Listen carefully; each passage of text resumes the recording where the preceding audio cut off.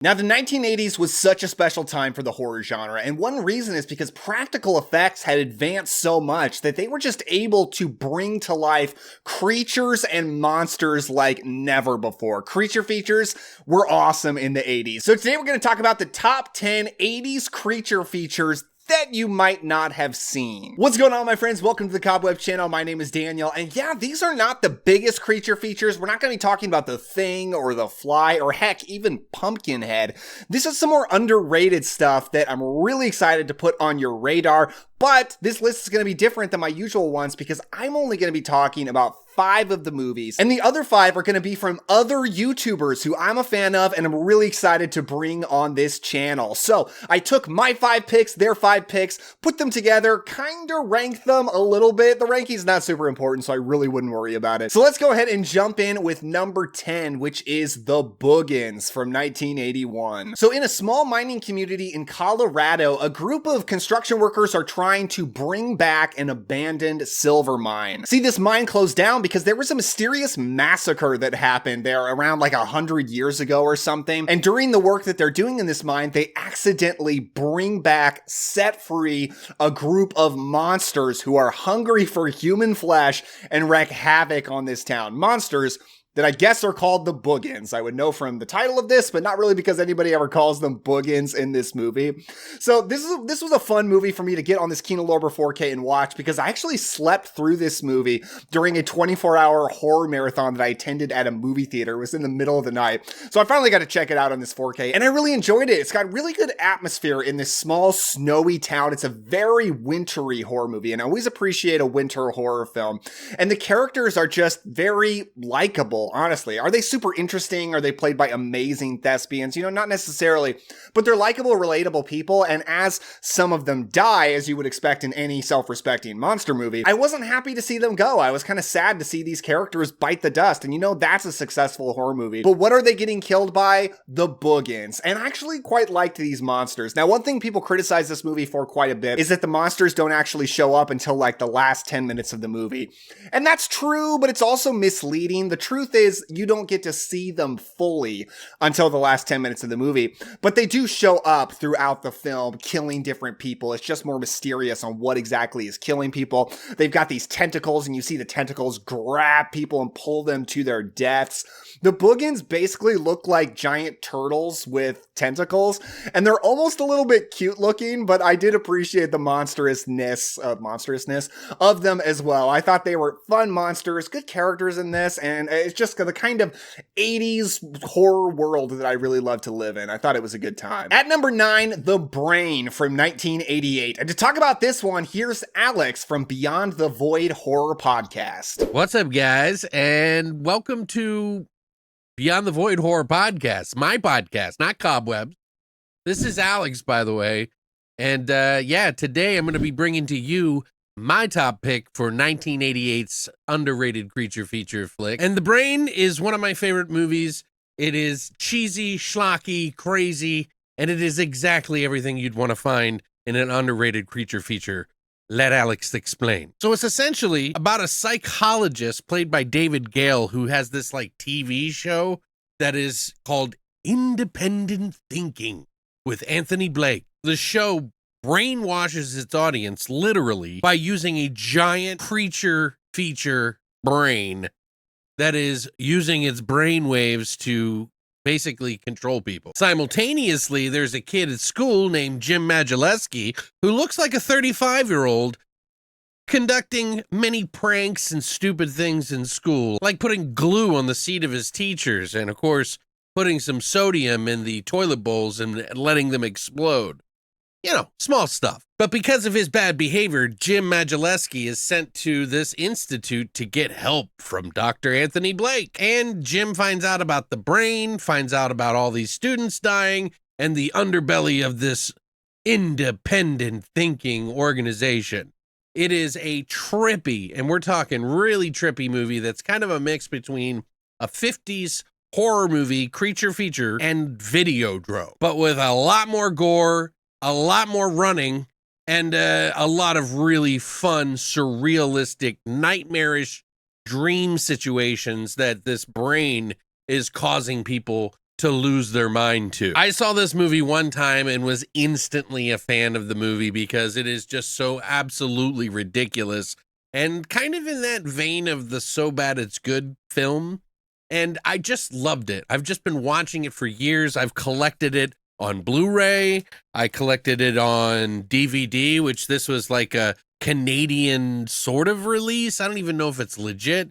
And we also have it on VHS here, which I had like 3 copies of. If you haven't seen this movie and you consider yourself a horror fan, well, let me tell you, you're not. Well, maybe, but you'll be a better one once you watch this movie because you're going to be blown away as this brain starts eating people and changing the world, and Jim Majelecki saves or does not save the world from this giant space alien brain that grows to the size of a Mack truck. Anyway, I hope you become as big a fan of this movie as I was. If you like finding new, weird films, well, I'm your guy.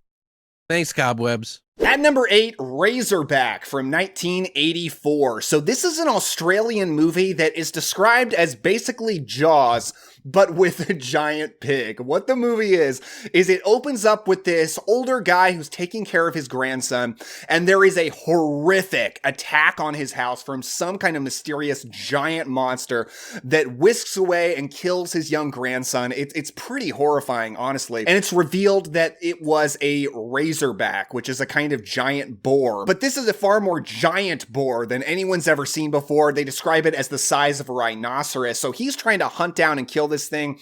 Meanwhile, this animal rights activist comes in to do a report on Australian hunting. And it's an interesting movie because you're following different characters as it goes throughout, but it's not for almost halfway through the movie until the real main character is finally revealed. And I'm not going to reveal what's going on with that because it's a spoiler. But where this movie really shines is a couple of things. First of all, the cinematography. Now, if you told me this killer boar Australian creature feature would be one of the most beautiful and atmospheric films I've seen in a long time, I would say that's insane. But it actually is. Oh my God, this movie is stunning to look at. Gorgeous cinematography. They almost go for this like gothic kind of a feel in the Australian outback. It's very, very rural Australia. And they just make it look stunning, but also terrifying. I've never been to Australia, but it seems like a horrifying place, according to this movie at least. Not great tourist propaganda for sure, not by any means. And then also the boar is actually pretty scary. It's a really cool monster. Now, they didn't quite have the budget and the special effects to show the boar fully very often, sort of like Jaws. It takes a long time to see the shark in Jaws, but once you do get to see that shark fully in several shots. You never really get that in Razorback, so it's a lot of quick close-up shots to kind of hide the effects work. But what you do get to see is really good, and this thing does look pretty horrifying. It's a scary presence. The characters, the story, pretty good in this movie. I thought it was definitely solid enough, but it's definitely how beautiful it is and how horrifying that boar is that makes this Australian creature feature really stand out. At number 7, Rawhead Rex from 1989. And to talk about this one, here's Mel from My Killer Podcast. Hey, what's up, killers? It is your final girl Mel coming at you from My Killer Podcast. And Daniel from the Cobwebs channel is talking about his top 10 80s creature features. But I might have one that you haven't heard of or maybe passed you by. And that is Rawhead Rex from 1986. This is directed by George Pavlo. You might not know this, but this was written by our very own Clive Barker. Yes, the same writer who wrote Hellraiser. This movie is a British horror movie about an ancient creature named Rawhead Rex that accidentally gets brought back to life, because we all know that that is always how it happens in these movies. These creatures get accidentally brought back to life, and he wreaks havoc on a small town in Ireland. He runs from menstruating women, and he defiles priests, and it's kind of a horror comedy in a way, but it's cheesy B horror at its finest. I can guarantee you will be laughing. It is kind of scary at times. The costuming is hilarious, to say the least. I'm not going to sit here and lie to you and tell you that you're going to be horrified at this movie. There are some parts of this movie that are truly horrifying, and I'm not going to give them away, and I'm not going to tell you why. But it is memorable, to say the least. This is a favorite of mine. If you know me, you know why. I love cheesy B horror movies. The mask in this movie is phenomenal. It doesn't move a whole lot, but it is pretty terrifying when you look at it. I do highly recommend checking it out. It is an interesting movie, to say the least. Not many people know about this one. It is a hidden gem. It is a hidden gem. The steelbook is pretty cool. I do believe it did get a 4K release. This is the Blu-ray steelbook. Definitely check it out. Thank you so much for having me on to discuss this amazing movie. And thank you all for checking this out. And have a killer day. At number 6 is The Nest from 1987. So this is about a small town sheriff who is dating the local diner waitress, and his long lost old flame comes back into town. So he's torn in between this love triangle. And meanwhile, the town is starting to get overrun by an infestation of cockroaches, and it just gets worse and worse. And he's working hard along with scientists at this large company that's around the town to figure out what's going on with these cockroaches and how can we get them out.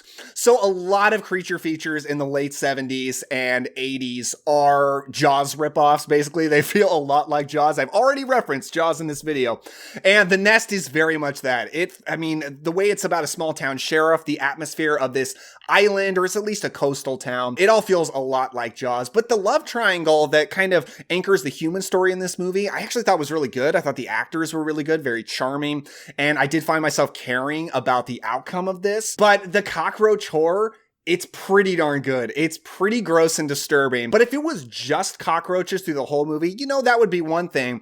But these are mutant cockroaches. And as things get more and more mutated, as they become more hybrids with the other species around them, man, you get some really cool practical effects work. I just recently saw this for the first time, and I was surprised that there's an 80s creature feature that I just hadn't seen, wasn't familiar with, that has practical monster effects this cool. I would have thought I'd seen like pictures from this movie all over the internet before, but no, I haven't. So this is a hidden gem of practical effects, monster work for sure.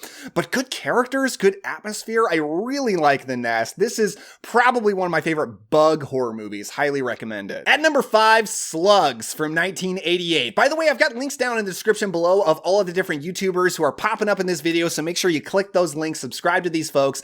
And to talk about Slugs, here's Chris from Figure Out Films. How's it going, everyone? It's Chris here from Figure Out Films, where we talk about horror movies, movies in general, and action figures. And today I'm going to talk about one of my new favorite creature feature movies from the 80s, and that is 1988. It's such a great year for horror movies. I have Slugs. Now, Slugs, you might think sounds silly, but what if I told you this is directed by the same director who did in 1982 Pieces? The Texas Chainsaw Massacre ripoff grindhouse cult classic came in.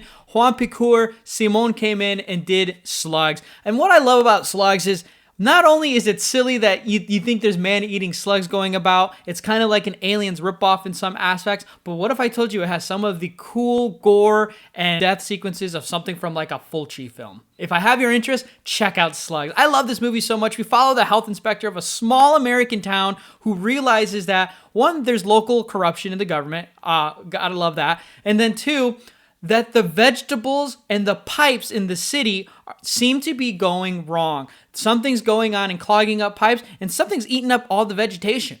Turns out it's these killer slugs. You get some truly bonkers, insane, and graphic as hell death sequences where these slugs are crawling up people's noses. They're going up the pipes and eating their arm. They're taking a bite out of their hand. It just has everything that you will need. If you love something like Pieces, if you love something like The Nest, which is a great example, then you're gonna love Slugs. I don't see people talking about this movie enough, especially from a director who has such a following with Pieces. I really enjoy some of the 80s tropes in this where, you get small town characters, you get some high school bullies that should not be in high school.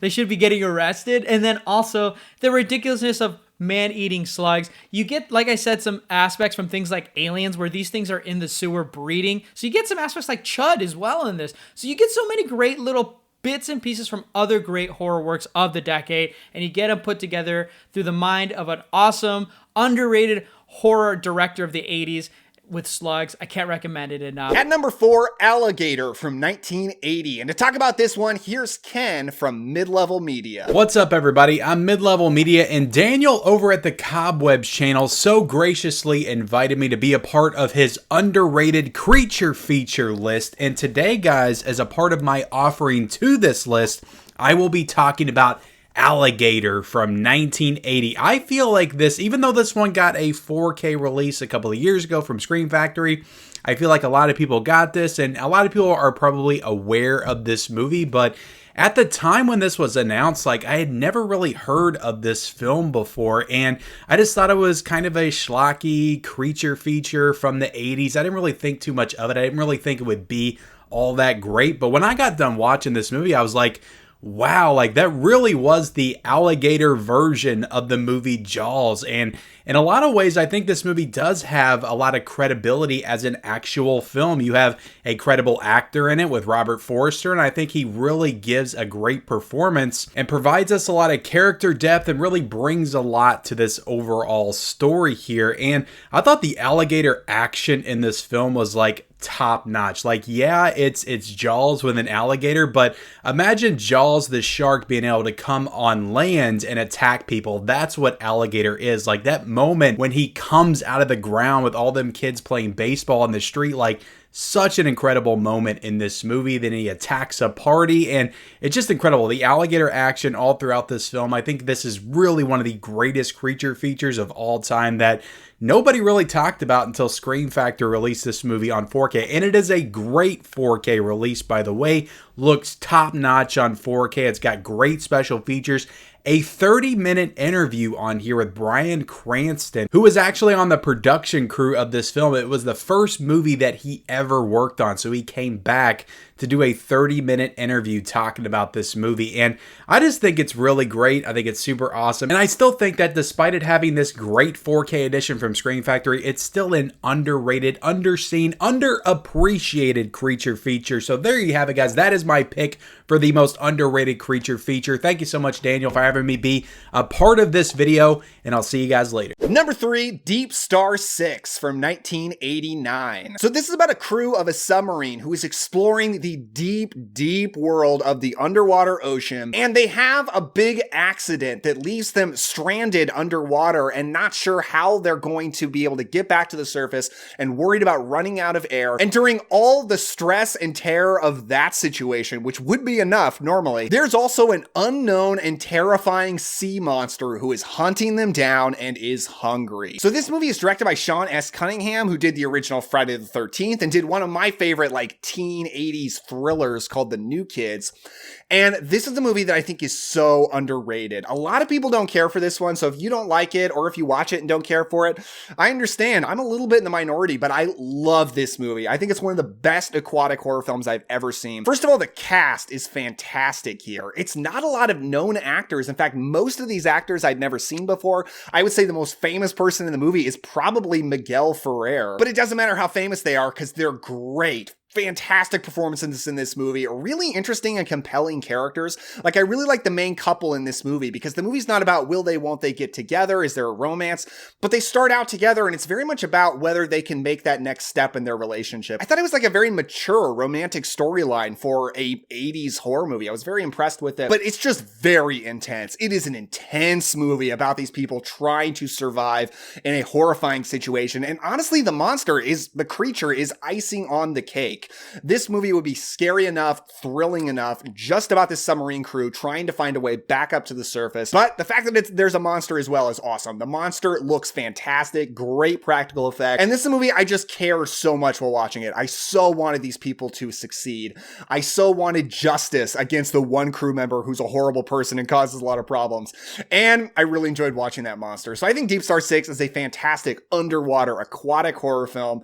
Gosh, super underrated. At number 2, we've got Extro from 1982. And to talk about this one, here's Garrett from Born to Be Rad. What's up, everybody? Garrett back here, and I want to talk about a really underrated 80s horror / sci-fi movie that you guys need to check. Now, the movie I'm going to talk about is 1982's Extro. Extro is almost like a sci-fi alien abduction movie. Man, it's one of those movies that I guess you could say could be like an alien ripoff movie, but this thing is fantastic. What a great movie. If you like things like that are disgusting and gross, scary, creepy, slimy, Extro is the movie that you want to check out. It's basically about a father who gets abducted by aliens, and he is gone for about 3 years. And he has a son and a wife, and they've kind of moved on. At least the wife has moved on since his disappearance, but the son still believes that his dad will someday come back. And 3 years later, he does come back, but he can't remember much. Things are not the same. He's not the same. We're not sure if he's human or alien. There's a couple scenes in this movie that really freaked me out when I saw this for the first time. Now, one of them is a scene where you finally see the alien for the first time, and it's not really expected. You see it for like a short glimpse. If you're not paying attention, you'll miss it. But it's so subtle and it's so creepy the way that they do it. It's been stuck in my head ever since. And there's another scene, a birthing scene, that is just really grotesque and absolutely wild. If you like practical special effects with a dose of cheese, if you like clowns, if you like killer toys, if you like alien abductions, then Extro is for you. Now, I want to thank Daniel so much for having me on here to showcase one of my favorite underrated horror movies from the 80s. Oh, gang, this is Garrett at Born to Be Rad, and like always, stay rad. But at number 1, we've got The Kindred from 1987. So this is about a young doctor whose mother passes away, but right before she dies, she reveals a secret to him that he has a brother he never knew about named Anthony. When he goes back to his mother's house, his childhood home, to settle her affairs, he also decides to try to find out who is this brother, how can I find him? And it turns out Anthony is a science experiment test tube baby that used his DNA. And now Anthony is loose and wants revenge. Now, there's a lot of things that are good in this movie. I mean, first of all, it looks fantastic. For an 80s B movie that's probably fairly cheap, it doesn't look cheap at all. Great cinematography. It's very well shot. Good actors in this movie as fairly interesting characters. Our main guy's definitely just kind of a generic goody two-shoes, but he's got enough of an interesting story. There's some conflicts and relationships going on in the friend group. He has a bunch of his friends and colleagues who come to this house with him. Definitely interesting enough, but the reason this hits number 1 on this list is the creature. This is like an ultimate 80s creature feature. And how many creature features have you seen where the monster is named Anthony? A horrifying mutant test tube baby. Phenomenal practical effects. I mean, you want to watch great practical effects for an original monster in an 80s movie. I mean, this movie is one of the tops. I love this thing. It's got these tentacles and the way it attacks people. Sometimes the tentacles could go inside someone's body, under their skin. Really good body horror in this movie, in addition to just having a cool looking monster. So as a monster horror movie, I mean, it just delivers in every way that you possibly want it to. But it's just a good movie surrounding that. Good mystery as our main character is figuring out what happened with Anthony. How can I stop Anthony? Total blast. Highly recommend The Kindred. So that's our list. Once again, check the links in the description below for all of my guests. Thank you so much to everybody who joined me for this video. And if you enjoyed this, check out this list right over here of my top 10 graveyard horror movies. I had a lot of fun doing that. Give a like if you enjoyed this and subscribe for more videos like this. Thank you so much for watching. With all that said, don't forget to enjoy yourself today, have some fun, and I'll see you next time.